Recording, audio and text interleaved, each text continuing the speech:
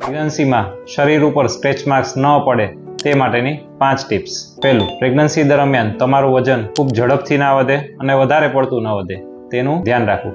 પ્રેગ્નન્સીમાં વજન તો વધે પરંતુ જરૂર કરતાં વધારે વધશે અથવા તો ઝડપથી વધશે તો સ્ટ્રેચ માર્ક્સ વધારે પડશે. સેકન્ડ, પ્રેગ્નન્સીના 9 મહિના દરમિયાન રોજે રોજ 3 થી 3.5 લીટર મતલબ કે 15 થી 17 ગ્લાસ જેટલું પાણી રોજ પીવું. જો તમારા શરીરમાં પાણી અને સ્કિનને પાણી સારું મળશે તો એમાં ડ્રાય સ્કિન કરતાં સ્ટ્રેચ માર્ક્સ ઓછા પડશે.